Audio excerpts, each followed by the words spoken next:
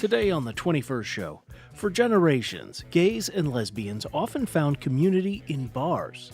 That's changed in recent years, but political events and the corporate pullback from pride have LGBT Americans thinking more about separate places.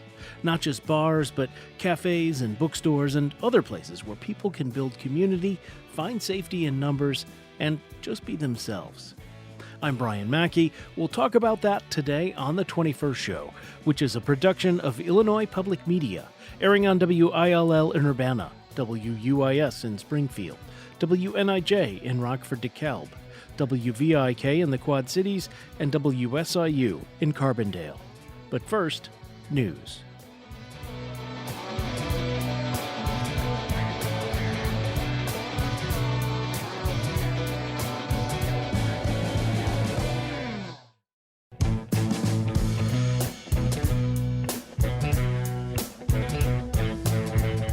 From Illinois Public Media, this is the 21st Show. I'm Brian Mackey. For decades, gay, lesbian, bisexual, and transgender people have found spaces to meet, connect, and find community with one another, or made their own spaces. For a long time, gay bars were one of the few public places for that. Among the most famous where that happened was the Stonewall Inn in New York City, the site of a clash between police and customers in 1969. Thomas Lanigan Schmidt and Danny Garvin frequented the bar and shared their memories in a PBS American Experience documentary back in 2011. What was so good about the Stonewall was that you could dance slow there because we could feel a sense of love for each other that we couldn't show out in the street because you couldn't show any affection out in the street. A chance to find love, you know? I had never seen anything like that. I never saw so many gay people dancing in my life. And I said to myself, oh my God, this will not last. Much has changed since then. Support for the LGBTQ community has gone up significantly, though there are lingering questions about how much that's changing under the second Trump administration. In recent years, corporations have even taken part in pride events, though, again, some of that support has dissipated in the current political environment. LGBT people have still been carving out their own spaces. The gay bar lives on, though it's less prominent than it's been in decades past. Other kinds of businesses by and for the community have sprung up, too. Back in June 2025, we talked about what those spaces can look like and what they mean to the communities they serve. We're revisiting that conversation today for the hour. With us for this was Jan Lancaster, owner of The Bistro in Bloomington Normal, a bar which for more than 3 decades has served as a sort of haven in that community and beyond. We also heard from Jessica Stevenson, who owns and operates Lit on Fire Books, which got its start in Peoria back in 2015. And Dakota Thomas Wilhelm is co-owner of Good Judy's Espresso and Bagel Bar in Urbana, which opened a storefront in 2024 after becoming a fixture at the area's farmers markets. Because we're on tape for the hour today, we are not taking calls live, but if you have thoughts on this or anything else on the show, you can send us an email. The address is talk@21stshow.org. All right, Dakota, I'm going to start with you. Talk about the kind of space you're trying to cultivate with Good Judy's. Yeah, so when my partner and I moved here in 2021, we were quite surprised to find that Champaign-Urbana felt like a very queer area, a lot of queer individuals and things like that. But we really were struggling to find a dedicated place that we could really spend time. And that's when we really started to build a sense of community with our own friends and things like that. And without any kind of dedicated queer space in town, we started to think about what we wanted to do. And for the longest time, my partner and I had talked about opening a coffee shop. We just never really knew what that looked like. And kind of through the first Trump administration and then coming out of the pandemic, we really decided to lean into really creating a queer safe space that also was a nice local coffee spot. Talk about the name, Good Judy's. What's the significance of that? Yes, yeah. The name Good Judy's comes from Judy Garland being an early friend and at times advocate of the queer community. Obviously, her role in The Wizard of Oz was very notable, with Dorothy Gale making friends with many different queer individuals in the land of Oz. And during a time when being out and proud wasn't really legal or acceptable, you used the coded language of friend of Dorothy to identify other people in the community. And as that kind of evolved and went on, and as we learned more about Judy Garland, and of course, with her death happening just days before the Stonewall riots, it really, her legacy became intertwined with the modern gay movement and things like that. And that's where the term Good Judy started to come out. So Judy Garland, during her time being a friend of the queer community, has now been codified into the language of Good Judy, really referring to your best friend, your confidant, someone who may be part of the queer community or maybe an ally of sorts that helps support you and advocates for you. It really is just the sense of camaraderie, friendship, and safety, really. Jessica Stevenson, I want to bring you into the conversation now. So, what changes when the space you're creating is a bookstore rather than a cafe? Yeah, so it is actually a pure delight. When you go into a bookstore, you have a natural sense of community. Um, the kinds of conversations that happen in this space kind of come naturally to community. And it just seems like kind of magical. Not that other queer spaces aren't magical, but we're all coming together to educate ourselves, to grow in empathy and understanding, and celebrate the arts while being ourselves.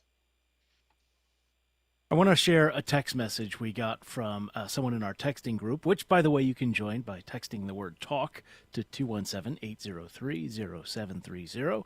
This is from Anne in Bloomington, who says, our small city of 140,000 has a gay gathering place for decades. The Bistro is on Main Street. It's on a Main Street, I should say.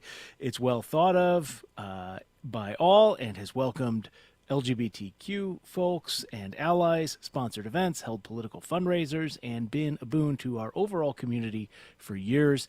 Young people have found their own places to gather, celebrate, and support each other, but the Bistro is a home for all. As I said earlier, we happen to have Jan Lancaster, the owner of the Bistro, on the line with us. Jan, talk about how you think about what the Bistro brings to the community. Thank you. I echo my other panel people. Everything you said is just comes from the heart, and it's truly amazing. The bistro, to me, I've always just called it home, and that has pretty much become what the community calls the bistro, and it has endured almost 35 years now. And we have pretty much think we've seen it all. And of course, you never see it all. But it has just become a sanctuary and a safe haven for so many people. You would think in a town of Bloomington and Normal, where we have several universities, colleges, etc., that we would be more diverse. And I was always surprised that we, in younger years, that we weren't as diverse as what I thought we should be. But we were slowly coming to terms with that. And I think we have shown over the years that, the bistro, the only reason why I think it survives is that people trust me. This has been a safe haven. They can come to me for help. They realize that for me, I don't consider this a business to make money. All I want to do is stay open so that we can provide and continue to educate and help wherever we can in the community. Talk about how these spaces, Jan, take on sort of extra significance for people who maybe don't feel like they have anywhere else to go? I think, when we first opened several years ago, Bloomington Normal didn't have sexual orientation in the city amendments.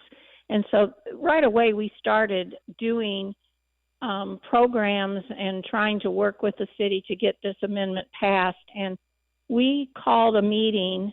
In the early days, people would park blocks away from the bar so they wouldn't be seen coming in. They weren't out at work, many of them. And so we called a meeting, and I could not believe we had probably 300 to 400 people here. And we found through this process that people's individual stories is what makes the impact on people. And we lost the first vote through Bloomington. We got it through Normal. We went back to Bloomington, and instead of bringing in all the experts that you bring in that say, you're born this way, and so we had people tell their actual stories. And I thought it was incredibly brave for these people that were not out at work, were not out with their families. Many of them came and stepped up and spoke at a council meeting, and then it went through the second vote. So I think people tried to find community, and I think like coffee shops, bookstores, downtown Bloomington here, I started a Pride Fest several years ago, and my neighbors now, most of them put pride flags in their windows during the month of Pride in July. So we've come a long way. If you're just joining us, we're talking about the idea of LGBTQ spaces and what those look like in the 2020s. We talked about this back in June 2025 with Jan Lancaster, owner of The Bistro in Bloomington Normal, Jessica Stevenson, who owns and operates Lit on Fire Books in Peoria, and Dakota Thomas Wilhelm, co-owner of Good Judy's Espresso and Bagel Bar in Urbana. Again, we're on tape, so no calls, but let us know what you thought. 217-300-2121 is our voicemail. 217-300-2121. Dakota, we've talked on this show. It's kind of becoming an accepted idea out there of the third space. Someplace it's not home, it's not work, but you can still go get out of your house, connect with people. Talk about the importance of those spaces for the LGBTQ community, especially. Yeah, absolutely. So this idea of a third space is always very interesting. It's almost like a space was taken away from us during the pandemic when we were told to stay home. You suddenly brought your work to home and things like that. And I personally even realized during that time that I was really missing out on getting out and socializing and meeting new people and things like that. And that's what we really wanted to create with Good Judy's. And this idea that you can come to a cafe, you can bring your laptop and work if you'd want. We also have a wide selection of board games you can sit down and pick up. We even have a group of older women who come in every Sunday and just knit for hours in the corner and socialize. And it's just this idea that you're changing up your scenery, right? You're finding a third space that you can really be your authentic self in, not need to worry about judgment or what people are going to think, but then also just entirely relax to the space is really what you make of it. Jessica, let me ask you about the idea of building a space for, people in the LGBTQ community, because we in the media talk about that as though it's one thing, but we're in an era where people are keenly aware of identity and multiple identities, and that can be, where you fit in the LGBT spectrum or race or gender. And there is a history in the community of maybe, this bar is for gay men, but not trans men or women, etc. So Jessica, how do you accommodate for that all in one business? Yeah, so for one, we will always and forever be flying our pride flags. We will always and forever be here to let people be themselves, see themselves on the shelf, no matter if it's, a queer person, a trans person in any form. They are welcome and they are seen here. They are represented through the literature they see on the shelves. And also, it is a special kind of thing to have a sober space that people can go to that don't maybe feel comfortable finding community at bars, um, which, we try to make community events that focus more on gathering together, meeting your community, uh, building mutual aid networks together if you need to, organizing, etc. Okay, I want to share another message we got from a listener when we originally had this conversation in June 2025. Brandy in Urbana said, when corporations were flying rainbow flags loud and proud in June and failing to do much else to advocate for the inclusion or equality of queer people, it was like a slap in the face for them to pretend to be allies, Brandy says. It felt like a money grab, a marketing scheme without even the semblance of legitimate allyship. Now that they've mostly abandoned that scheme, it's a different kind of slap. They're no longer willing to even pretend to be allies. And if they do, it's a feeble and quiet attempt in hopes of not drawing the wrong attention. Allyship is more than a marketing campaign, and it's not done in whispers. Thanks for sharing your perspective, Brandy. After the break, we'll talk more about the corporate pullback from Pride. My guests for the hour today are Dakota Thomas Wilhelm, co-owner of Good Judy's Espresso and Bagel Bar in Urbana, Jessica Stevenson, who operates and owns Lit on Fire Books in Peoria, and Jan Lancaster, owner of The Bistro in Bloomington Normal. This is The 21st Show.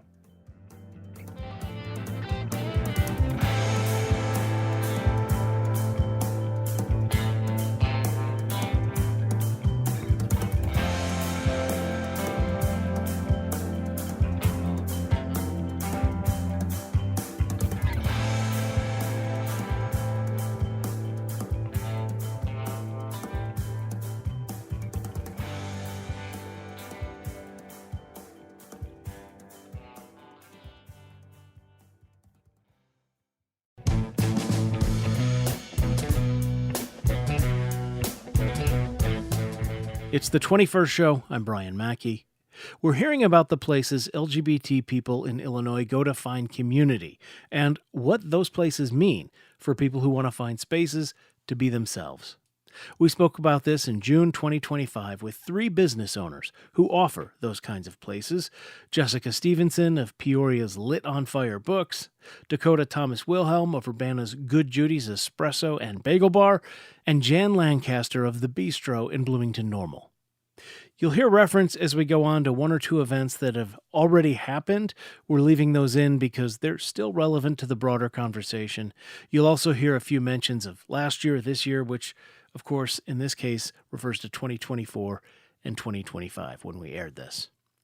That said, no calls today, though you will hear a few messages we got during our original live airing of this.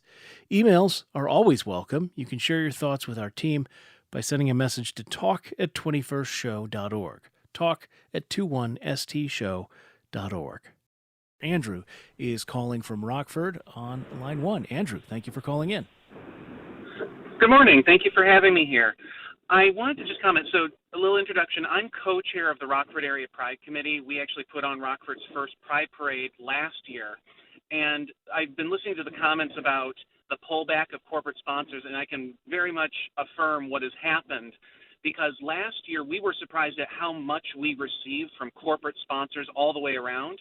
This year it was night and day. We had to fight tooth and nail, had to do some convincing, and we actually lost 2 of our biggest sponsors. But I wanted to say that I'm very proud of the grassroots fundraising that we were able to do, because we still met our fundraising goal and were able to do a donation to our benefiting organization, the Liam Foundation. Andrew, can I ask you, what do you hear from, you go to, whatever XYZ corporation and say, hey, you sponsored us last year. Can you do it again this year? What do they tell you? Yeah, so one of our big ones was a nonprofit that had given us money previously, and they were worried about their stakeholders. They were telling us that they were worried that people would pull back on their donations to that entity because it's not an LGBTQ organization, it's another nonprofit. When we went to some corporations, many of them just said, we're not donating anything this year, or they said it doesn't fit our strategic plan. Do you get the sense that this is motivated by fear of, repercussions from, politics today? Yeah, I mean, I would say that's probably what it is. It's just, some people say DEI, diversity, equity, inclusion. They just seem to be toxic words that are putting fear into people and putting fear into the potential donors. All right, Andrew, thank you so much for calling in and sharing that. I really appreciate it. Dakota, maybe you can just, I don't know if you want to respond to some of the things that Andrew said on the line there about, this sort of pullback in corporate pride we've seen. Yeah, absolutely. I mean, as a younger out man, a young adult, I've kind of seen the influx and then the rapid pullback of corporate sponsorship of pride and involvement. I mean, I remember living abroad in 2015 when the Supreme Court handed down their ruling on gay marriage. And in that moment, everyone flipped on that pride switch, right? But then when the political environment changed so quickly, so did all these corporations. And you start to wonder, did they ever really care about the community in the beginning, right? And I think that's where it's really important that as small businesses really start to step up and partner with one another and our local organizations to really, put ourselves out there. We're here, we're queer, we're not going anywhere, and we're going to continue to be prideful, regardless of what these other big name or big box corporations might be able to say or provide because they have money. It's not always about money. It's about a sense of community. It's about camaraderie, friends, and coming together, supporting one another and caring about one another. And that's actually something we're even doing here in Urbana. Just this coming Saturday, we are partnering with the local organization Uniting Pride to put on the first ever LGBTQ plus and LGBTQ plus affirming business mixer. Sorry, it's a bit of a mouthful there, but we're trying to bring queer business owners together and allied business owners and affirming business owners to just start a group of networking, resource sharing, and really kind of put ourselves out there as we're the ones who care about you. We're creating these spaces for you, and we would love your support instead of maybe some of these bigger corporations that might be doing it for a profit margin instead. All right, I want to share another comment from a listener, Sherry in Hayworth, sent a text message that said, the pullback is cowardly and disappointing. Our LGBTQ plus neighbors are important members of our community. Our local community has a directory of friendly businesses. Jessica, let me ask you about this. What makes a corporation, showing support for the community or even a locally owned business showing support so different from, a local business like yours, owned by someone in the community, creating space for people? Yeah, so that's something. Hopefully, you can hear me better now. Yes, thank you so much. Wonderful. That's something that we call rainbow capitalism, and quite frankly, it can be very frustrating as a small, year-round, queer-owned business who is constantly on the front lines in danger of, being, having people come in and cause problems because they don't agree with us existing, is very, very almost offensive to see corporations swoop in and decide to say, oh, well, today we're celebrating Pride, or this month we are celebrating Pride. Pride should be year-round. We deserve to be supported, connected, and represented year-round, not just 1 month out of the year. And the pullback of corporate support, in my eyes, is compliance in advance out of fear of reprimanding. And that is cowardly. I agree with the commenter who texted in. It's cowardly, but I'm not surprised because we have all heard the phrase, no one is coming to save us. It's us. I've seen a huge uptick in community support, just for the simple fact that people realize now places like ours are immediately in danger. We have Paula calling from Bloomington. Paula, thank you for calling in. Hi, thank you very much. I am so heartened to hear this conversation today, and I personally wanted to thank Jan Lancaster. I came to ISU as a student in 1977 and came out that year realizing I was a lesbian. And I'll tell you, it's amazing the change in Bloomington Normal. And I think that is because primarily of Jan Lancaster. She is an unbelievable person. She is so supportive of our community. My spouse and I had our wedding at her bar. And, I don't go to the bar much. I really don't go at all. But I support her, and I am just so grateful for her. And I'm so appreciative of this conversation today. Thank you so much. All right, Paula, thank you so much for calling in. I appreciate that. Jan, I'll see if you have anything you want to say to that. Well, I'm pretty overcome. Thank you, Paula, very much. Yes, as far as, I was happy when we heard the conversation from Rockford, Illinois. We are experiencing so many prides now across the small areas in Illinois, which is so great. We have Rockford, we have Lincoln, we have Ottawa, Peoria is a great Pride Fest, etc. These are so important for us to come together. And, I started my Pride Fest over almost 10 years ago, a little over 10 years ago. And, I had been trying to get it started for many years and kept getting so much pushback. Finally, we were able to just close off one little block, and I thought maybe 300 or 400 people would come, and we had, a couple thousand, and then last year we had over 10,000, and we take up most of the downtown around the square. So it is a process, and as far as your sponsorships, yes, we have definitely noticed some that we have relied on for many, many years that have decided this year they're not going to do that. And but in exchange, we have then picked up other sponsors that, have stepped up and are great allies to us. So, the thing is that we all need to just keep moving forward, not backwards, obviously, and stick together. And I think that, to offer sober spaces is so very important.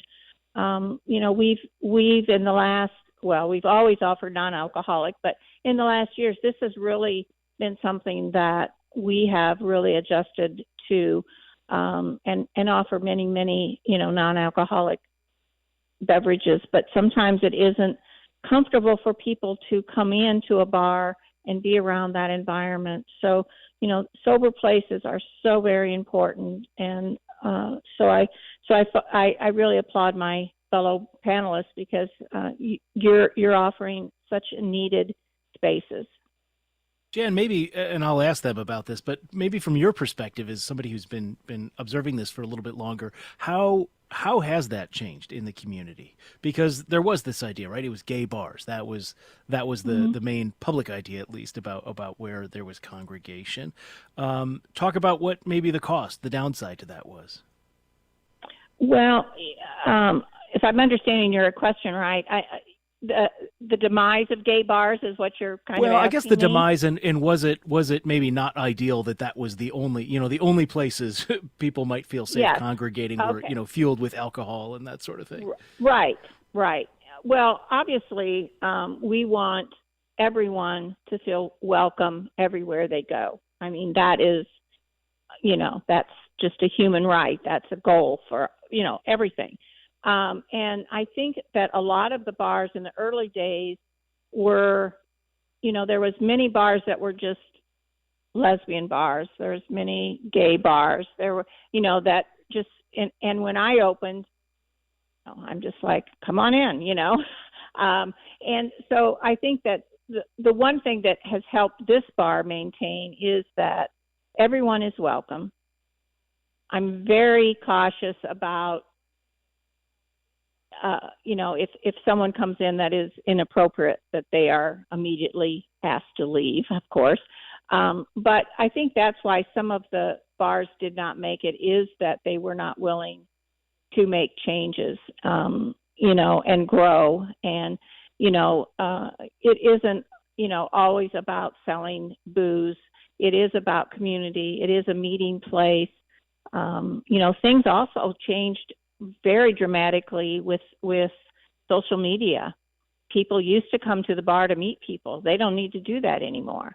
So I think that had a big part of why some of them didn't make it anymore. People just plainly weren't going out, And then during COVID, that really affected a lot of people. And I contacted my staff, the people that come in my bar, weekly, and just did videos and say, hey, how are you? If you need something, let me know and I'll help you.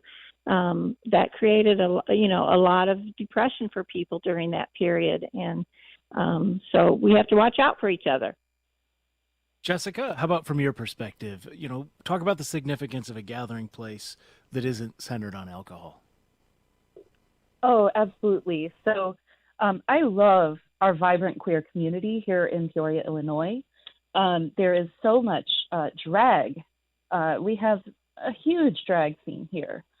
However, unfortunately, a lot of the celebrations do focus around, alcohol-centered spaces or are drag-centered. So from my perspective as a lesbian, it's much nicer to have smaller gatherings where people are connecting on a more human level.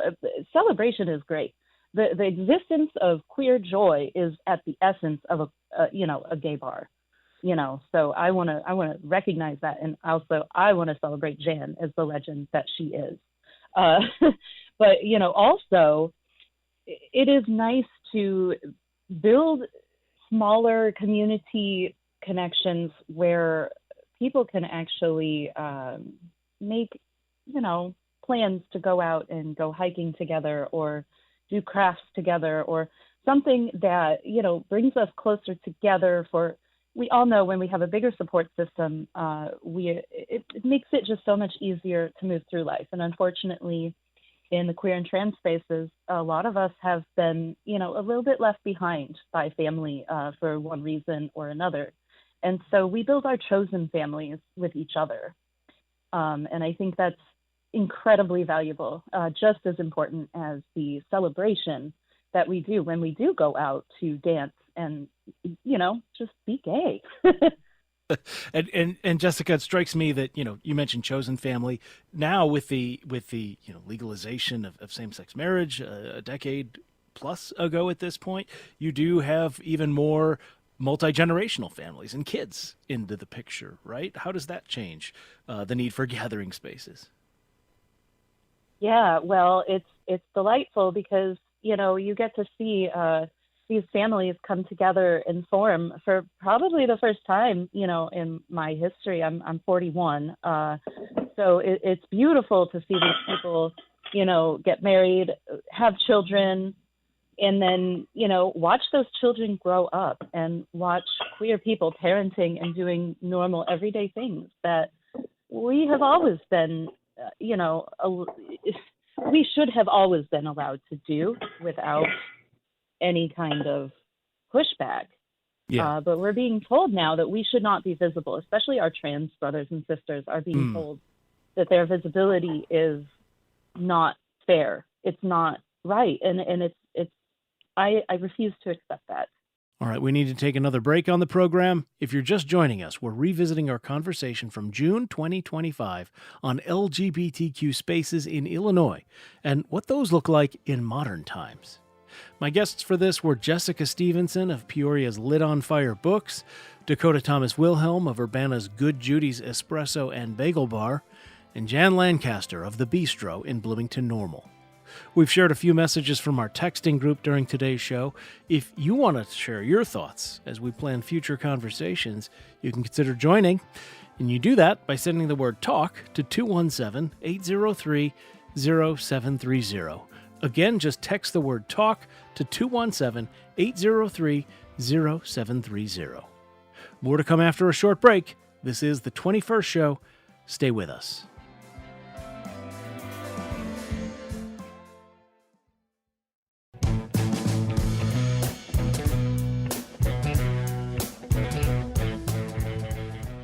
It's the 21st Show. I'm Brian Mackey. We're talking for the hour today about places LGBTQ people in Illinois go to find community. At this point in the hour, we're talking about some of the challenges they're up against in this political environment. We first aired this conversation back in June 2025. We talked with 3 business owners who offer these kind of spaces: Jessica Stevenson of Peoria's Lit on Fire Books, Dakota Thomas Wilhelm of Urbana's Good Judy's Espresso and Bagel Bar, and Jan Lancaster of The Bistro in Bloomington Normal. Again, we're on tape. You'll hear our guests mention this year, which refers to 2025. No calls today, but you can share your thoughts with us anytime. Our email address is talk@21stshow.org. Dakota, let me ask you, what has the shift in the political environment meant for the safety of your business and the people who go there to find community? Yeah, so I definitely have to speak to Inauguration Day this year. It overlapped with MLK Day, and we decided to publicly come out and say we were going to have our rainbow bagels that we call gagels that day, as well as just be providing a news-free, safe place for people to gather.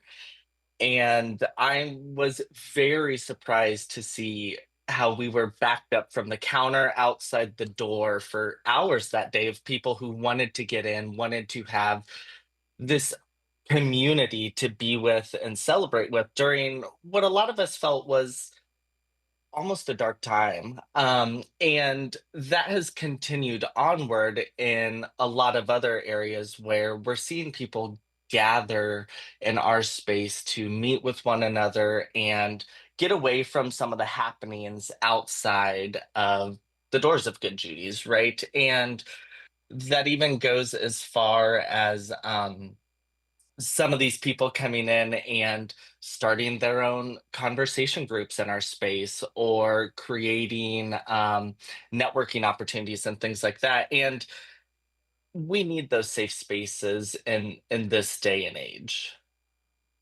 Jessica, what about you from your perspective? How has this shift affected, if it has, the safety of your business? Yes. Well, we have had to make some security measures to protect our community from within. However, what I am here to say is that love is louder than hate, always. And I saw after the election, I think I spiraled like a lot of people, but after that, I saw a huge uptick in community support, especially surrounding my recent return after being treated for leukemia for 9 months, and was just abruptly taken out of my entire life, my entire business, and right at my peak too. And so now I have a community rallying around me, doing volunteer work, helping me around the shop to get it back up to tip-top shape and operating in the way that, maximizes how I can be there for my own community, because apparently I've been told this is a very valuable space for our community. So. Yeah. Wow. I'm sorry you went through that. Do you ever encounter people like coming in looking to make trouble, that kind of thing? Yes, unfortunately. Now, I opened in the summer of 2015, and so I'm no stranger to this rodeo. However, this term, the emboldenment of hate has felt about, 5 to 10 times more heavy. It feels a lot more in your face and a little more often. So yeah, that is the reason why we have chosen to, put security measures in place.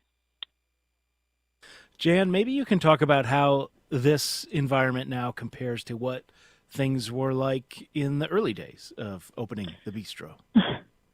Well, I over 30 years ago, as I said, we were in a situation where so many people were not out at work or family. And yes, there was a lot of people that did not want this bar to be here. When I was trying to get my liquor license, as an example, there was a lot of feedback not wanting this bar to exist. But we made it through that, and in the early days, we walked people back to their cars at night. We really were very proactive in making sure people were safe. One of my customers, my patrons that came in, her brother happened to be a Bloomington police officer at that time, and he came to me and he said, thanks for having the bar. My sister's a lesbian, and he said, I'm just going to park my car right here on the corner at closing time, and hopefully that'll help deter some problems that are existing. And it really did. And for someone to reach out like that in those early days was just so mind blowing to me. But that is we were very cautious. We had a lot of people that, again, were not happy. A lot of conversations on the street. People were afraid to walk to their cars. That has obviously improved a lot, but we are still, unfortunately, there are still people that come in that want to cause trouble right from the beginning. They don't last long in here. We have got a lot of support from our local police. There's been a lot of diversity training going on, and so I think that we all have to be very cautious. But to me, hate takes so much energy, and love is easy. So I always I echo what she said about love, and that is true. Jan, I wonder what you tell younger people in the LGBTQ community who, are feeling struggling right now maybe and haven't had as much experience with some of the darker times that people have been through in the past. Well, the one thing that I want to always do is educate. I was very surprised when I was talking to a young person in here one day that knew nothing about Stonewall, and I was totally shocked by it. So one of the things that we want to do is always remember the history. And we started an event. We've been doing events like this for 30 years, but this kind of hit home here recently. We started an event called Genderiphorium, and it was basically aimed at our trans community. And the first time we did this event, I was shocked at how many people came over. I had a friend came all the way from Michigan to come to this event. We had people from Chicago all over coming to this event. And we had kids in here, trans kids, that came up in tears and told me, I've never been in a location where there's more than one like myself. And if that doesn't hit home to you, I don't know what does. We have to, the young people are our future. We have to keep educating and letting them know that we are moving forward, that they are loved. They do have a space. And during the election with Trump, a lot of people were very scared. They said, should we get our names changed now? We're going to change my name. And I said, yes, change it. Get married if you were going to. So yes, education. That's the main thing. I want to share another message, if it doesn't make Jan blush, from a friend of the show, Terry in Melbourne, Florida, who emailed, I lived in Bloomington Normal for a long time. As I listen to Jan Lancaster, one can just feel the love. She's a treasure to her community and to all those who want to see love spread all about. I don't even need to ask if she has been rewarded with the receipt of much love. I Wow. want to I want to thank you for that, Terry, and thanks, Jan. I want to share one more text messages. One more text. This one is from Brody in Champaign, and it kind of gets back to that idea of the corporate support we were talking about and community support. It says corporate support was always as thin as the paper it was printed on. The only support that's ever mattered is the support of people. Sometimes those people own local businesses and extend their good values to their businesses. But the truth is that it is impossible to feel safe, even in a supportive business, without some threshold of everyday people who are willing to stand up for them when the need comes. In other words, my trans friends feel comparatively safe in Champaign-Urbana, not because the businesses are supportive, but because they know I and so many of my neighbors will defend them when they are threatened. Dakota, I wonder if you can talk about that. To what extent do you see your larger community, Champaign-Urbana, offering that support outside your business? Yeah, absolutely. I have to say, one of my favorite things about Champaign Urbana is that they actually wait to have their Pride Festival and Pride parades and stuff until the students are back in town later this year. So we actually celebrate Pride Fest here in Champaign Urbana. We're celebrating, I think, at the end of October this year. One, to have as much support as we can, but two, to make sure we're visible and present for all those students who come from out of town as well and giving them a safe space. And I think that really speaks to this idea that Pride is also not just 1 month, right? And Pride is not just an out business or not just an out politician. It's a lot more than that. It is this sense of community, the people who are going to go to bat for you, the people who are going to stand behind you when trouble comes your way and things like that. And I think we try to also fill our business with those people as well. We try to be more than just a business. We participate a lot in community events when we get the opportunity. And even my partner and I, outside of being business owners, we go and participate as community members when we can in different events and things like that to show our support. We think it's very important to be present for the community, not just as business owners, but as community members, as friends, as chosen family. Jessica, let me come to you, and we're coming to the end of our time together. I guess what big picture, what makes the work of maintaining a place like Lit on Fire worth it to you? That would be the queer joy and the gender euphoria that I get to see on a daily basis. Building community on a more personal level, to me, is so valuable because I literally get to watch my community grow up and glow up, I should say, because, it just matters.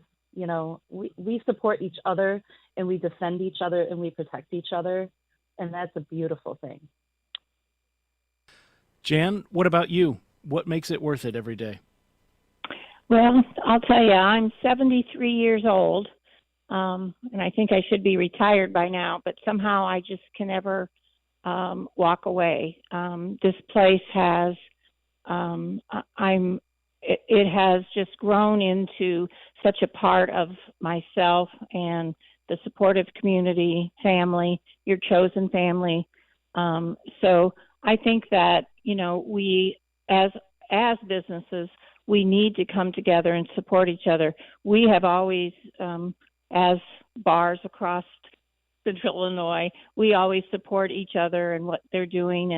And of course, Prairie Pride Coalition here in Bloomington was started here at the bars 30 years ago, and it's just a wonderful resource to our city as well as surrounding cities. So I thank you for letting us discuss this today. It was great, and thanks to my fellow panelists.